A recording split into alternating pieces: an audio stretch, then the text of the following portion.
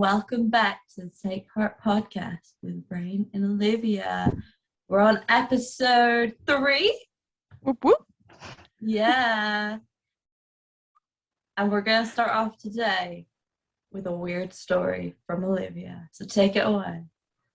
Oh dear. I was like thinking about this the entire week because Ray was like, right, no, you need to give one. And like I do have a lot of weird stories, but the one that comes to mind, which is like probably the most recent or like one of the most recent, is to do with another post story. So you'll either like find me really, really weird after this, but also I am weird. So I accept it, you know? Just embrace the weirdness, in my opinion. So like Rain, I live in like a really old kind of like Victorian house sort of situation.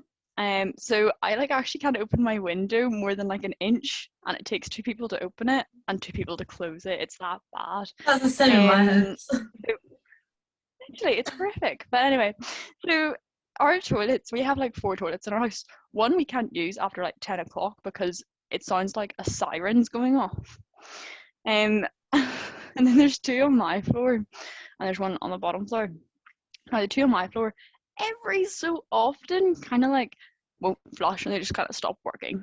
Something to do with like air locking and stuff. But anyway, so there was one day, and it was a Thursday. I remember it quite clearly and vividly in my brain.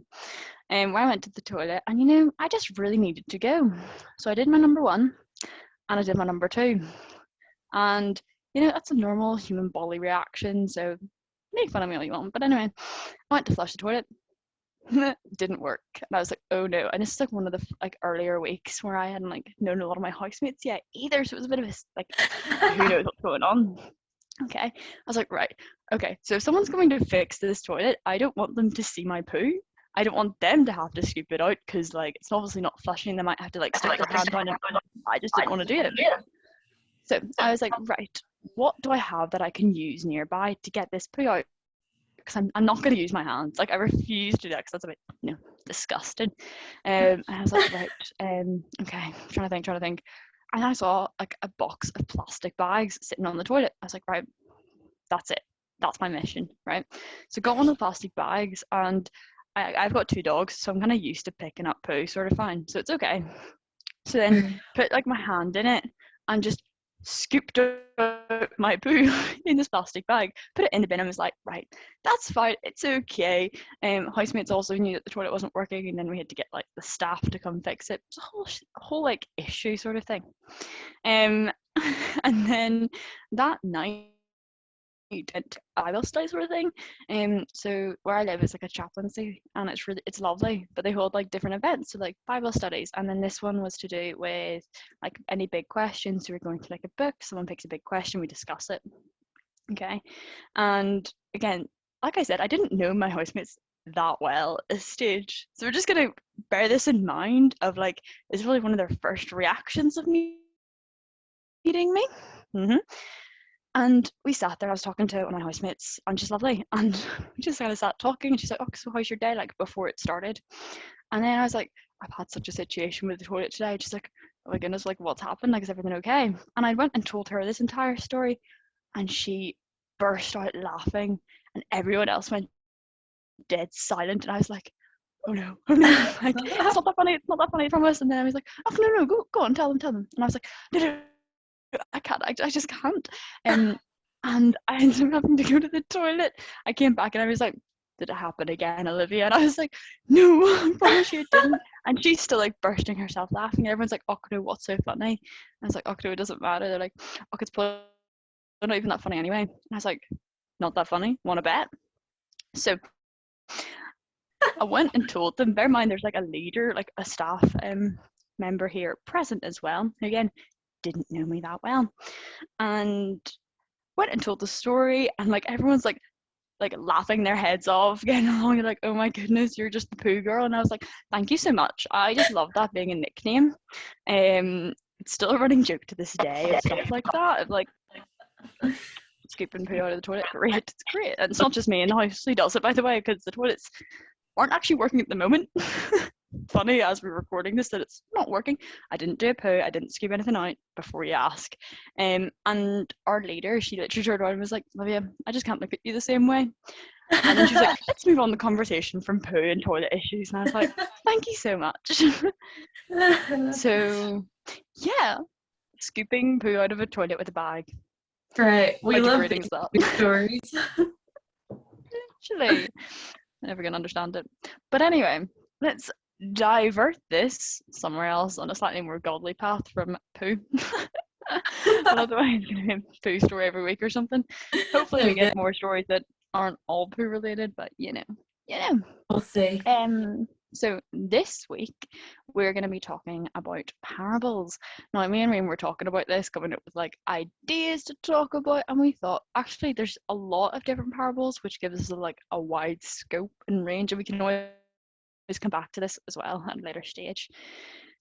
So for anyone who doesn't really know what a parable is, it's when Jesus was teaching. They're mostly found in the New Testament, along with the 5 Gospels. Now they're quote unquote earthly stories with a heavenly meaning. Ooh, love that quote. Absolutely, it's so true. So Jesus would tell these stories that would relate to the people of the time. So for us, it could be something to do with like social media. It could be doing with TV. But for that time that they were present, they tended to be farmers. So there's a lot of like farmer ones, like sort of the seeds, seed and living, like it could be lost sheep as well. Definitely there's just like so many we could go into. But just for this morning, me and Rain will be talking about one each. So Rain's picked one and I've picked one. I don't want to reveal it before Rain does because she might just be like, no, it's mine. So let her just go for it. But yeah, no, it's just to expand on our thoughts on it and just why it's really struck us and why it's one of our, I say favorites. I mean, I love them all personally, but one of the ones that comes to mind anyway. So Rain, kick us off. So I want to talk about I feel like this is one of probably the most well-known parables. I feel like most of the parables are quite well known, but I want to talk about the prodigal son. I remember, like, as I was thinking about this, growing up, then we used to get read like a Bible story every night. But one of my favorite ones was the prodigal son, and it was like one of those picture books. I feel like most people who grew up in a Christian family probably had this book, but it was like my favorite book. And I think still it is one of my favorite parables, one of my favorite passages from the Bible, really.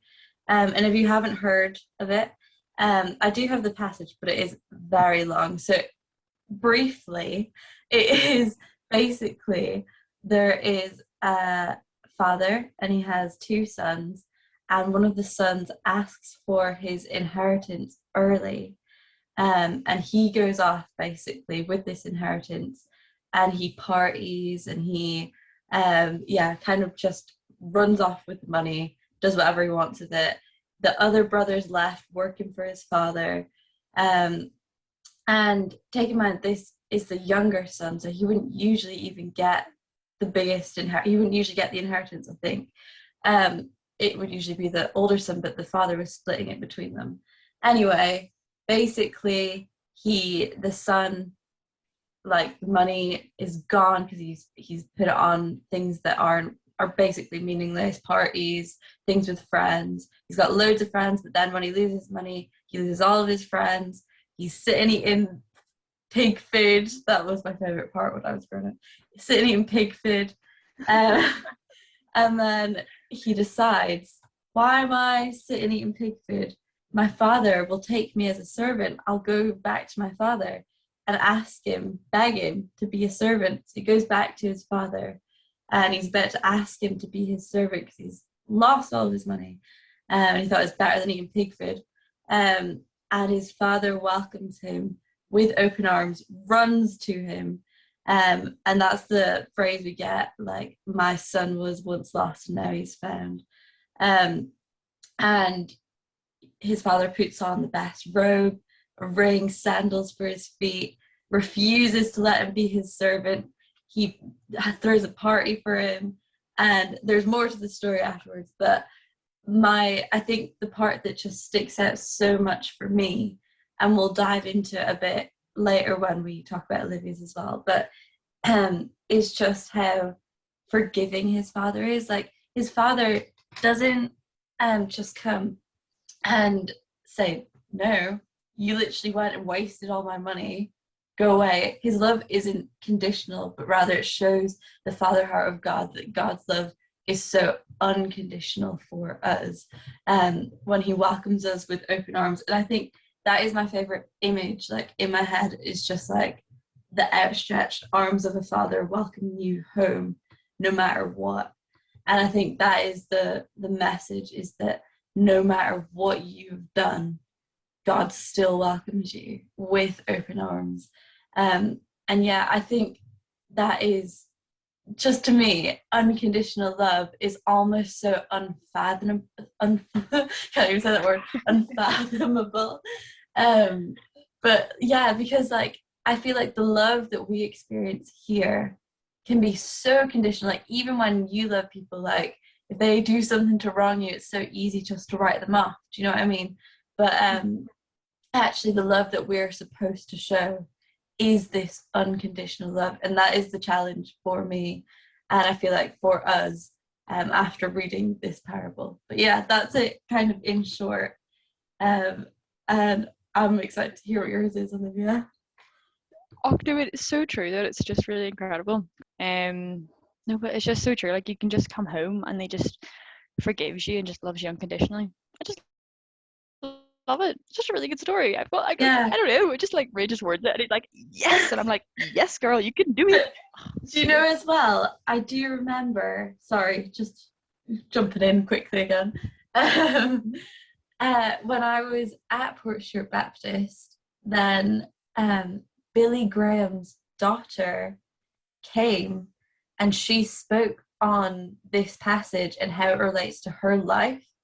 Um, and so she was saying, I'll just quickly go over it, but she was saying that basically, I can't remember the full story, but basically she walked away from God, walked away from her family because she wanted to basically get married to this man who wasn't a Christian and live her life however she wanted.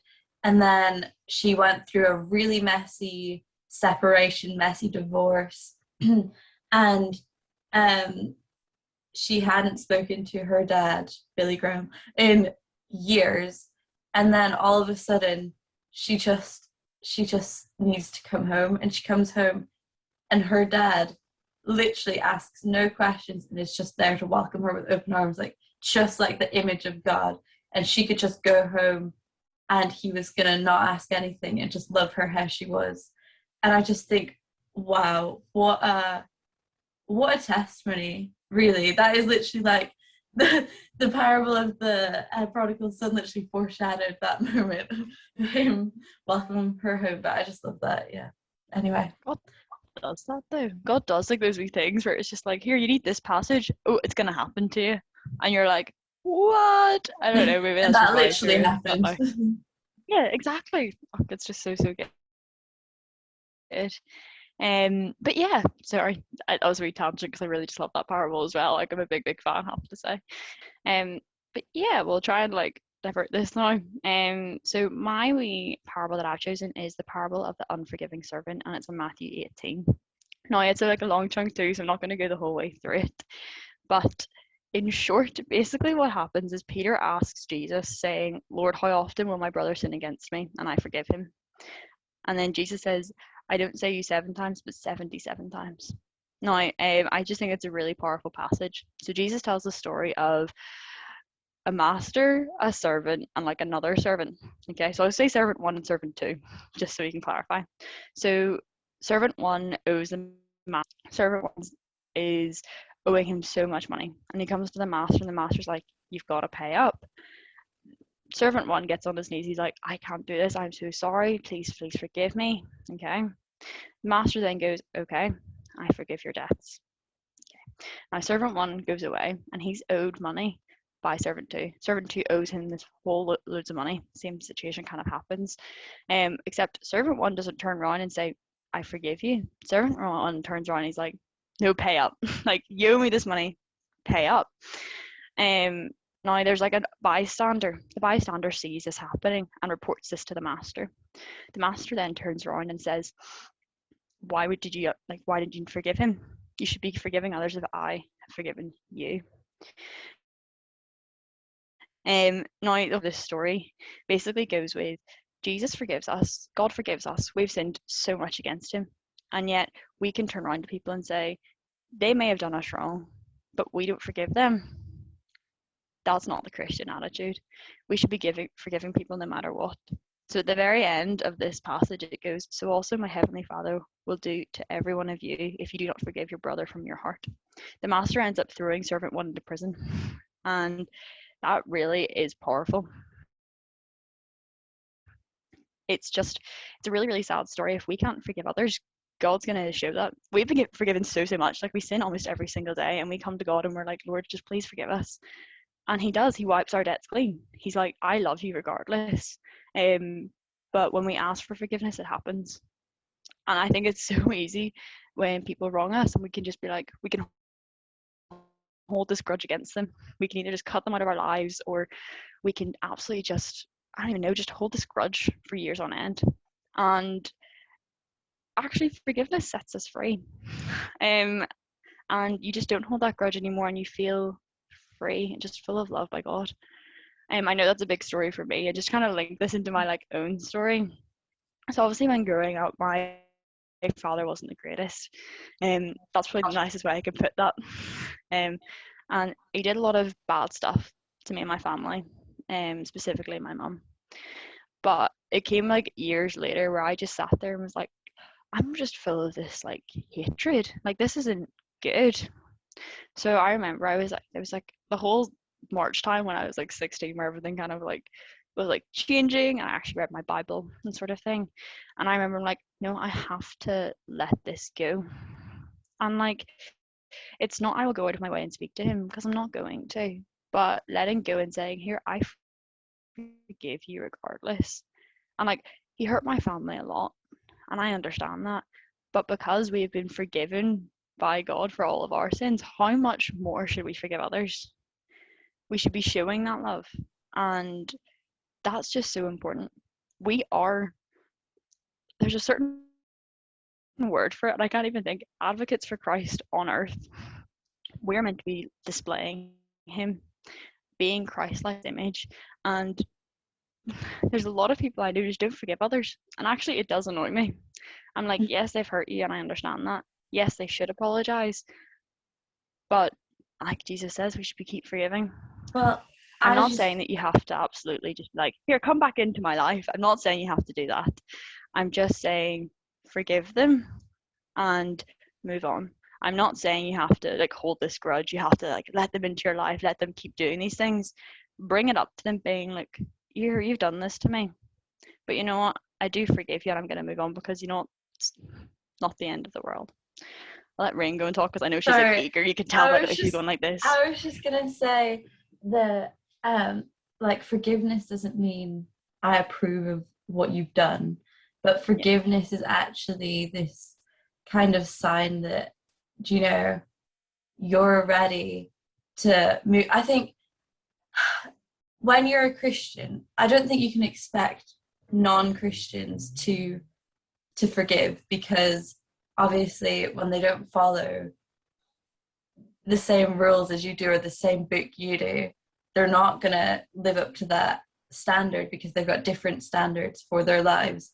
But I think as a Christian, you really almost have no excuse not to forgive, because of what Jesus did. And I know that is so much easier said than done, because forgiveness is hard. It takes so much. And when people have wronged you and hurt you, the right thing feels like holding that, because they've hurt you. They can't get away with that. But actually, when you forgive them, it's not that they're getting away with it. It's actually that you're moving on from that. You're ready to say, do you know what?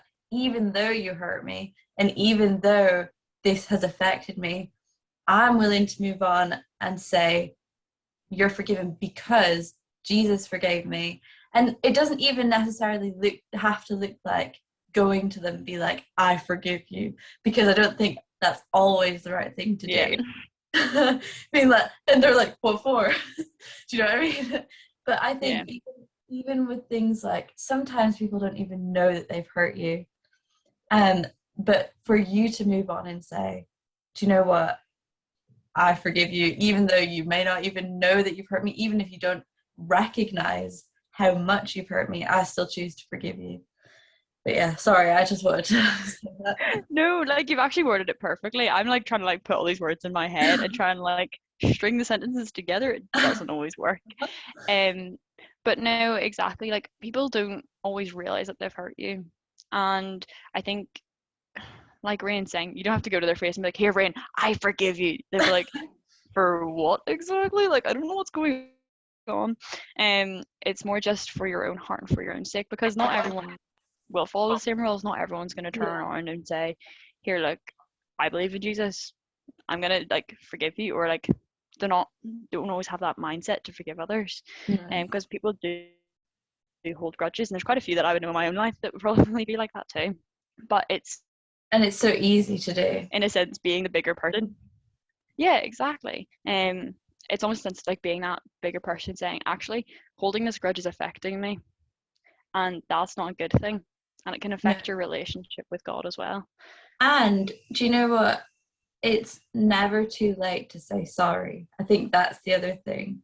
Yeah, Because like even recently I felt like things still almost hung over me because although the situations in my life had moved on and things had happened since then, like years ago, I still decided, you know what, I still feel that hung over me that I didn't act right in that situation, or I could have hurt someone without even knowing how much it was hurting them. And so I just went and apologized to someone that I felt I'd hurt like 6 years ago.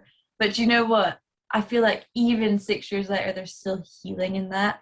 There's still things you can learn yourself from that. And I just thought, you know what? Like, what would I want to be apologized to even 6 years down the line? Yeah. So I think I should just go and be like, you know what? Even though this is kind of awkward, I haven't spoken to you in 6 years. I want to come and say sorry and yeah, just talk to you. And I did that. Like I just sent a message, but she was so grateful. And I think you just don't know how it's going to affect someone. Not everyone's going to have that same response. I think, but at the same time, that is also part of forgiveness. Is when you've done something wrong, being able to take responsibility for your own actions and apologize. I reckon. I think in my own life that I'm kind of speaking to myself here. no, but you're so right. Um, like I would have been in a similar situation where there's a girl in primary school, and like I wasn't the nicest to her. She wasn't the nicest to me either. But like it came to a conclusion of like years later, I was like, I saw her like walking across the street. I just walked over and was like, "Here, like I'm sorry. I'm sorry for those years." Oh, And like I truly did apologize, and she was like, "Actually, thank you for that." Like Rain says, like it's not always going to be a positive reaction, but it's more likely going to be a positive reaction than a negative reaction, quite frankly. Um, but it is taking responsibility and saying, actually, I've done something here. I am so so sorry, because people will be thankful like years later on. no, they Like I think will. that was like 3 4 years later on, not exactly 6, but it was a good while later. Um, but I think forgiveness is such a powerful thing in the Bible. You can go into so much depth about it, or like For how it affects sure. both you and the other person. Like literally, me and Ray could probably sit and talk for ages. Like genuinely, you could talk so long about it with so many different people. Forgiveness affects not only you forgiving, but also the person receiving it. But like, it is just really, I don't know. I could just sit in all of it. Of just like, God forgives us so much. How much more should we forgive others? And like, it is just setting yourself free from that grudge. I've seen people holding grudges for years on end, and it can really destroy their hearts. And like But someone can be yeah, so so joyful, holding on to a grudge can really just like they lose their personality, and they just think about it so much like I actually hate that person there, and I'm like, but yeah, that's not a good thing. that's the Like it's thing though, isn't it? Like when you refuse to forgive someone or when you hold on to something because you think, well, they shouldn't get away with it, then actually you're hurting yourself more than probably the person that you're not forgiving. Do you know what I mean? that it affects you Yeah. more inside. And yeah, I just think you're called to more, I think is what we're trying to say. You're called to more than holding on to that bitterness, because forgiveness actually can set you free. And that's the whole thing, isn't it? But and I also think that like these two stories actually go hand in hand, because unconditional love of the Father results in him forgiving us for everything that we've done. And I think those two go hand in hand. So when we're Christians, we're called to have this forgiveness which comes from a place of love. So I think they do go hand in hand. So when are you gonna do your next sermon on it, Ryan? But it is true though. Like it's not like you're forgiving out of something else. You're forgiving out of the unconditional love. Like that's literally it. And like if you sit and think about it that way of here, God's done this for me. How much more should I? Or like the whole thing about praying, I was talking about like a few weeks. If I say a few weeks ago, probably was a few weeks ago at this rate. Of like Jesus went and prayed in the morning. How much more should we? Jesus sat and forgave people who were next to him on the cross. Paul forgave those who were stoning him. How much more should we forgive? And like they probably aren't people stoning us. It's probably not exactly what's happening today, but someone saying like a mean comment or someone making fun of you behind your back or talking about you. I'm like, yeah, it can hurt. But if you sit and think on it, you're gonna come with all these negative thoughts. But if you change that mindset of maybe that person's hurting and maybe that's why they've done that. But you know what? I'm gonna forgive them. And like you don't have to go and say it, but just even saying, God, just help me forgive this person. And that's a prayer that I have prayed because like I really sometimes do struggle. I feel like forgiveness is a choice every day. Like it's not just something that can kind of come all of a sudden sometimes, especially when it's deep rooted, like when it's been something that has so much hurt. Sometimes forgiveness means waking up and deciding, yeah, I'm still going to forgive that person today. Lord, give me a heart of forgiveness, like what you're saying. But I just think, yeah, it has to be a choice you make every day. Forgiveness is an active choice that you make, but you're not in it alone. Okay. No. I think everyone struggles with it, and the best thing that I found is just praying about it, quite frankly, of God, I know I've done this wrong, help me say sorry. Or saying here, like I'm really struggling to forgive this person for what they've done, Lord. Help me to forgive them. And God pulls through. Like Jesus is holding your hand, being like, here, you can do this. Like, I'm here with you. And it just really opens up your heart to a lot more things because I've become more joyful and happy, like not focusing on that because that's not our meaning. Our purpose of life isn't to sit and be like, I'm going to hold this grudge because you wouldn't give me the last chocolate in the chocolate jar or something. Like, that's not our like purpose. Our purpose is to be joyful in God and sharing that love. Yeah. And you could do a whole nother speech on love and what that means and how that infiltrates every aspect of your life. Like, oh my goodness. But no, forgiveness is just really powerful, and like I just love it because that really meant a lot to me like a few weeks ago, where there was like a disagreement with someone in my housemate, and like it was partly my fault. It wasn't fully my fault, but it was partly my fault. And I literally had to sit and be like, God, help me forgive, but also help me to say sorry. And like I did, and we've resolved it now, which is all good. But I remember reading that passage and being like, okay, God, I hear you. I hear what you're saying. But praying about it opens up your heart to forgive and be forgiven. But yeah, before we go on any more tangents, do you want to just pray to close and then we can wrap it up quickly? Yes. Yeah, Lord, I thank you for just being able to come and speak through these parables today. I thank you that there's so many examples of parables in the Bible and the things that Jesus taught us, Lord, and that we've only named two today. But I thank you for each of these and what you can teach us through it, Lord, that you have this unconditional love for us, this forgiveness over us, Lord. And I just pray that we would also be able to extend this unconditional love and forgiveness to the people in our lives, Lord, that we wouldn't harbor bitterness, Lord, or refuse our love to people, Lord, but that in everything we do, that we would be your hands and feet, showing people how much you love them, Lord, through us loving them. In Jesus' name, amen. Amen. Oh. Bye. See you next week or soon. I don't know. Soon. Bye.